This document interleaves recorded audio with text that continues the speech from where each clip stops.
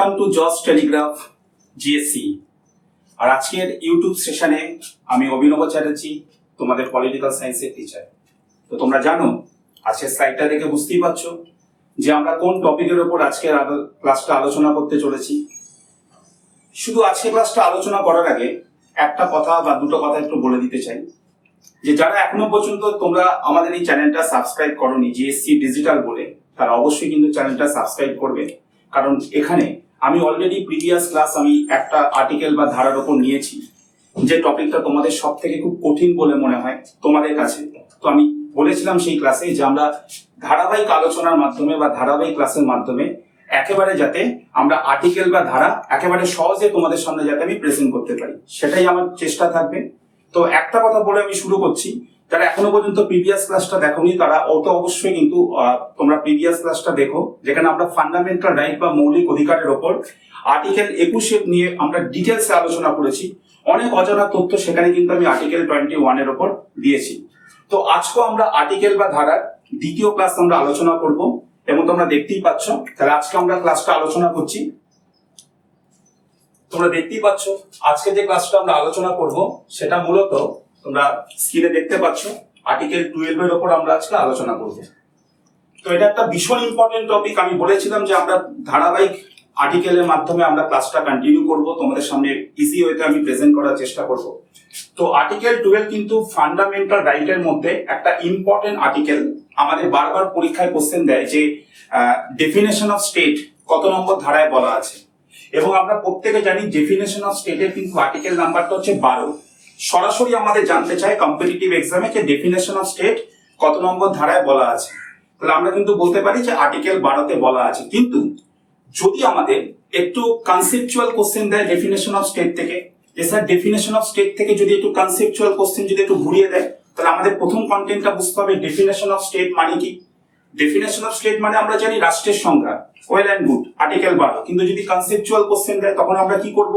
দেখো আমি একটা টার্ম তোমাদের বুঝিয়ে দিচ্ছি, যে এই টার্মটা যদি আমরা ভালো করে বুঝতে পারি তাহলে কিন্তু আমরা এই সাবজেক্টটা আগামী ক্লাসগুলোতে কিন্তু খুব ইজি ওয়েতে কিন্তু আমরা নিতে পারবো। অর্থাৎ এই টার্মটা কিন্তু আমাদের খুব ভালো করে বুঝতে হবে। যেমন টার্মটা আমি জানি যে আমাদের যে ইন্ডিয়ান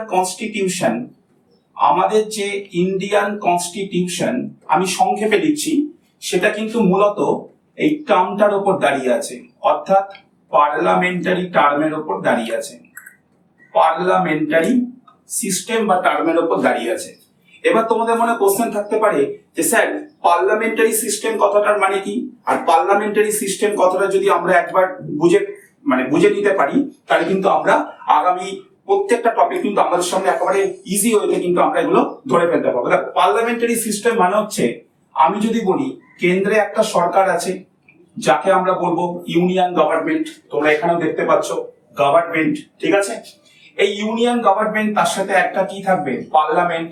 আমি শর্টে লিখলাম পার্লামেন্ট মানে কি, পার্লামেন্ট মানে হচ্ছে কেন্দ্রীয় আইনসভা। ঠিক ইউনিয়ন গভর্নমেন্টকে যদি আমি নিচের দিকে অ্যারো সাইন লিখি, তাহলে প্রত্যেকটা রাজ্যে একটা করে নিজস্ব রাজ্য সরকার থাকবে, অর্থাৎ স্টেট গভর্নমেন্ট থাকবে আমরা জানি, এবং সেই স্টেট গভর্নমেন্টের সাথে একটা রাজ্য আইনসভা থাকবে, অর্থাৎ আমরা বলতে পারি স্টেট লেজিসলেচার। আমি সংক্ষেপে লিখলাম S.L, তার মানে স্টেট লেজিসলেচার। আর তার নিচে যদি আমরা লিখি সেটা হচ্ছে local self government, local self government. তাহলে স্যার লোকাল সেলফ গভর্নমেন্ট কথাটা মানে কি?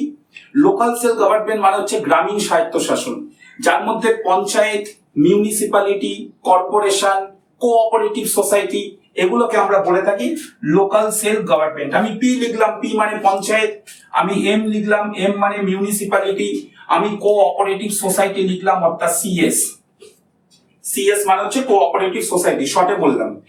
এইটাই টোটালটা এখানে বলা আছে। ভালো করে দেখো কি বলছে। ফার্স্ট পয়েন্টে বলছে নাম্বার 1, ভালো করে দেখো, বলছে government and parliament of India.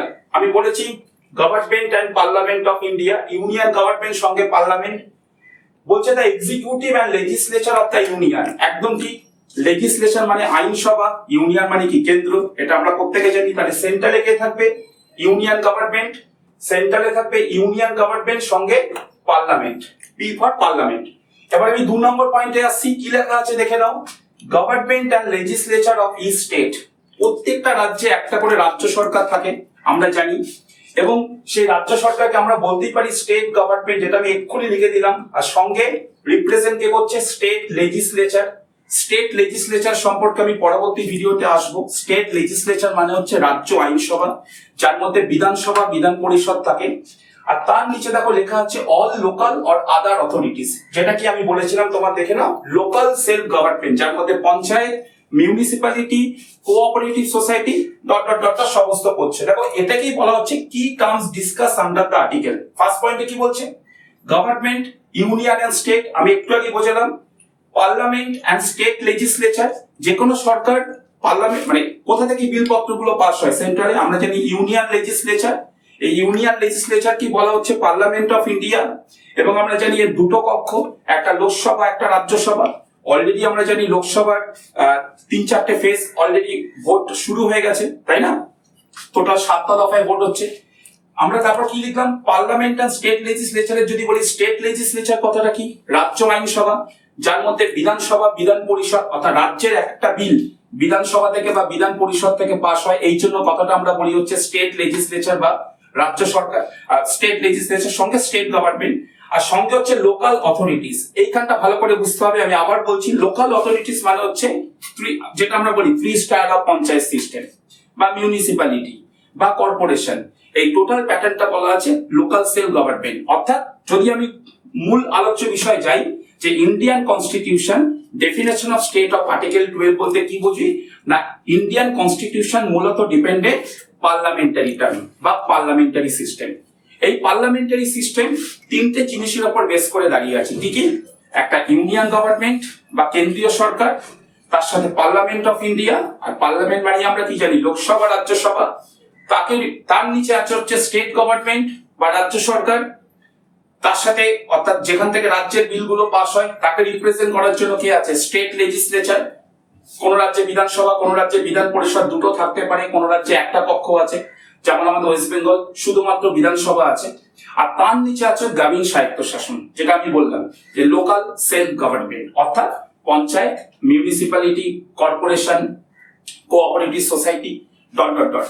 এই 3টে টপিক যদি ভালো করে আমরা যদি বুঝতে পারি, তাহলে আগামী ক্লাসগুলো যখন পঞ্চায়েত বা মিউনিসিপ্যালিটি বা ধরো রাজ্য সরকার মানে স্টেট গভর্নমেন্ট, তার মধ্যে ধরো CM, state council of minister, বা ধরো ইউনিয়নের মধ্যে যদি আমরা পড়ি, অর্থাৎ প্রধানমন্ত্রী বা prime minister, union council of minister, cabinet minister, এই টপিকগুলো যখন আমরা পড়বো, আমরা যদি এই টার্মটা ভালো করে পড়তে পারি, অর্থাৎ পার্লামেন্টারি টার্ম যদি ভালো করে কনসেপ্টটা ক্লিয়ার থাকে, তাহলে কিন্তু আমাদের কাছে কিন্তু একেবারে আমরা ইজি ওয়েতে ব্যাপারগুলোকে চটপট ধরতে পারবো।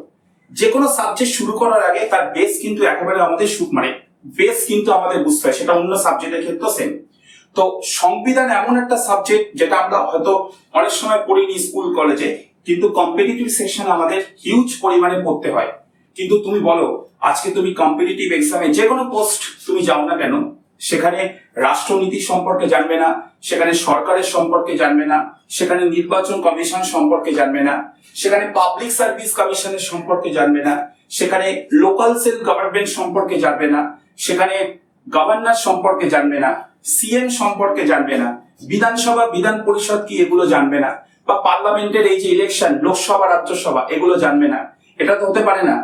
তোমাকে যে সমস্ত পোস্ট হোক না কেন, মানে তোমাকে হোল্ড করতে গেলে তোমাকে তো রাষ্ট্রনীতি সম্পর্কে জানতে হবে। আর তার সব থেকে মূল আলোচ্য বিষয় হচ্ছে আমাদের ইন্ডিয়ান কনস্টিটিউশন বা ইন্ডিয়ান পলিটি। এবং এই ইন্ডিয়ান পলিটির দীর্ঘ অনেক বছরের এক্সপিরিয়েন্সে একটা কথা বলতে পারি, তোমাদের কাছে খুব কঠিন বলে মনে হয় স্যার, এতগুলো ধারা, এতগুলো আর্টিকেল আমরা কিভাবে মনে রাখবো। তাই বারবার বলছি, তোমরা জাস্ট আমার ক্লাসগুলো একটু ইউটিউবে ফলো রেখো, জিএসসি ডিজিটালের তরফ থেকে একটু ইউটিউবে ফলো রেখো। অবশ্যই কিন্তু আমি চেষ্টা করব আর্টিকেল বা ধারা থেকে তোমাদের যাতে আর কোনো প্রবলেম না হয়। আমি এখানে ইম্পর্টেন্ট আর্টিকেল শুধু না, সমস্ত আর্টিকেল একেবারে ট্রিক্স হয়েছে ইজি ওয়েতে আমরা কিন্তু পরপর নিয়ে আসবো। তাই আগের ক্লাস আর্টিকেল 21 এ বেশ কিছু অজানা তথ্য কিন্তু আমি দিয়েছি। অবশ্যই তোমরা কিন্তু ক্লাসটা দেখবে, যারা এখনো পর্যন্ত সেই ক্লাসটা তোমরা দেখোনি বা যারা এখনো পর্যন্ত সাবস্ক্রাইব করোনি, অবশ্যই কিন্তু তোমরা সাবস্ক্রাইব করবে আর ক্লাসটা দেখবে।